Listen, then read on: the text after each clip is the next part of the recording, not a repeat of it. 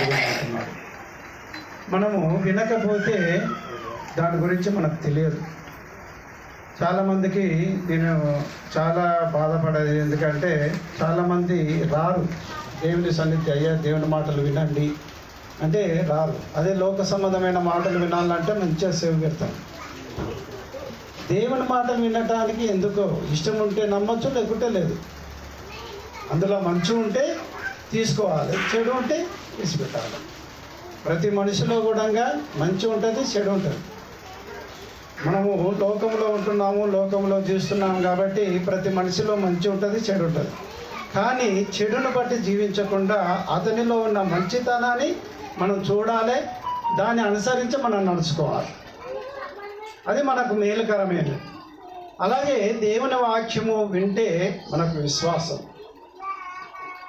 ఆ దేవుని గురించి తెలుసుకున్నప్పుడు ఏది లోకంలో ఎలా బ్రతకాలి, ఎలా జీవించాలనేది మనం అర్థం చేసుకోగలుగుతాం. కాబట్టి నా ఆహ్వాన్ని పిలుపును మీరు విని ప్రతి ఒక్కరు కూడా ప్రేమతో మన ఈ సంలోకానికి వచ్చినందుకు నా హృదయపూర్వక వందనాలు తెలియజేస్తున్నాను. మరి ఇంతవరకు సార్ ఒక మాట అన్నాడు, అప్పు చేసిండు, అది చేసిండో, ఎలా చేసిండో, ఇట్లా ఖర్చు పెడుతున్నాడు అని.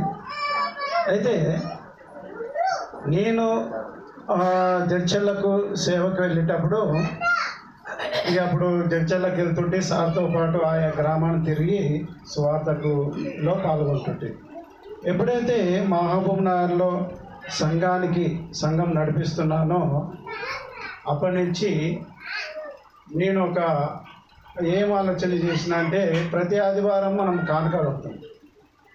అయితే ఆ కానుక ఖర్చు అయిపోతుంది. ఎలా ఖర్చు అయిపోతుందంటే వస్తున్నా ఇంటికో ఖర్చు పెట్టుకుంటున్నా, దాని ఖర్చు పెట్టుకుంటున్నా, దాని ఖర్చులకు ఆ గ్రామానికి తిరగడానికే ఖర్చులు అయిపోతున్నాయి. అయితే అది లెక్క గుర్తుంటుంది. అది ఎంత చెంద వచ్చింది, ఎంత అనేది తెలవడం లేదు. అయితే ఒక రికార్డు తీసుకొని ప్రతి ఆదివారం వచ్చే కానుక రాసి పెడతా. అయితే ఆ రాసి పెట్టడం వల్ల నా ఖర్చులకు నేను వాడుకున్నా కానీ అక్కడక్కడ సువార్తకు అక్కడికి పోయినప్పుడు దేనికో ఖర్చులు అవుతుంటాయి. అయినా ఒక లెక్క ఉంటుందని ఆ లెక్క పట్టుకుంటే మరి దేవుని కొరకు మరి సంవత్సరానికి ఒకసారి ఖర్చు పెట్టాలి అనే ఆలోచనతో మరి ఖర్చు అంతా కూడా ఆ స్థానిక సంఘము, మరి తిరుమలోని పల్లెలో ఉన్న సంఘము, మరి ఆ సంఘము డబ్బుతో ద్వారానే ఈ యొక్క పరిచర్య జరుగుతుంది. కాబట్టి మరి నా సొంత డబ్బు అయితే కాదు, దేవుని డబ్బే. కాబట్టి ఈ విధంగా నేను ఖర్చు పెట్టి ఇంకా ఎన్నో సేవ నెల మీటింగ్ పెట్టాలనే ఆశ ఉంది, కానీ రాలేదు. కాబట్టి వస్తే ఇంకా పెట్టగలుగుతా. మరి దైవజనులు, స్థానిక సంఘము అందరూ కూడా ప్రార్థన చేయాలని, నా గురించి, నా కుటుంబం గురించి ప్రార్థన చేయాలని మిమ్మల్ని కోరుతున్నాను.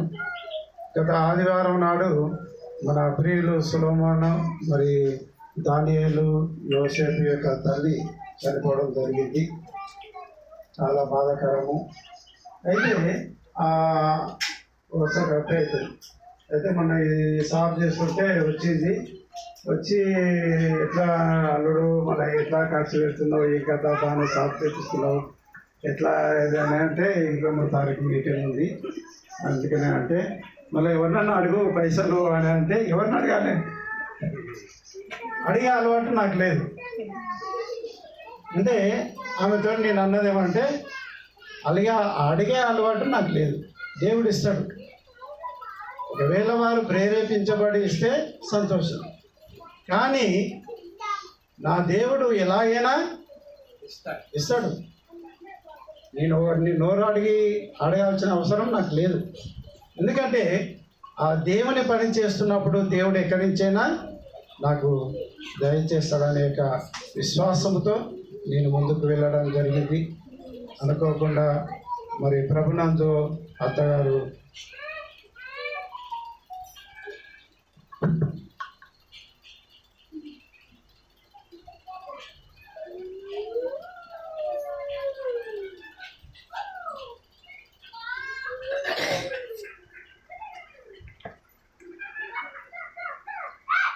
నేను అనుకున్నా ఆమె ఉంటుంది అనుకున్నా.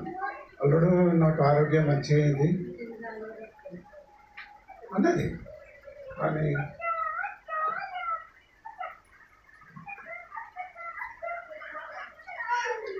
అయినా మనకు ఒక నిరీక్షణ ఉంది. ఆ నిరీక్షణ బట్టి మనం చూడగలుగుతాము. కాబట్టి ముఖ్యంగా ఆమె కుమారులు కానీ బిడ్డలు కానీ చాలామంది దేవుని నమ్ముకున్న వాళ్ళు ఉన్నారు. నాకున్న ఆశ ఏంటంటే ఆత్మీయమైన జీవితంలో ఎదగాలన్నా, పడిపోకూడదు. ఇందాక వాక్యం విన్నాం కదా. నాకున్న బాధ ఏంటంటే కానుక ముఖ్యం కాదు, కానీ అయ్యో నాదే ఈ సంఘానికి వచ్చే వాళ్ళు ఆత్మీయంగా ఎదగాలనే నా ఆశ. మీరు ఎంత కానుక ఇచ్చినా అది ప్రయోజనం కాదు. కాబట్టి ఆత్మీయమైన జీవితంలో ఎదిగితే ఒక సేవకునిగా నేను సంతోషపడతాను.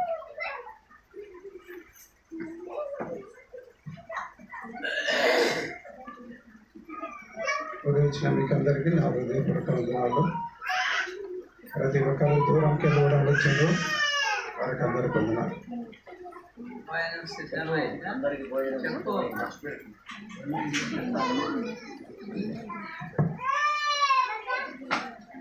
మీ కొరకు భోజనాలు ఏర్పాటు చేసినాము.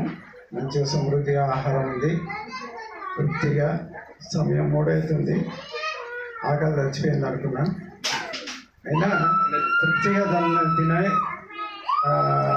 నా గురించి, నా కుటుంబాన్ని గురించి ప్రార్థన చేయాలని మిమ్మల్ని ప్రేమతో అడుగుతున్నాను.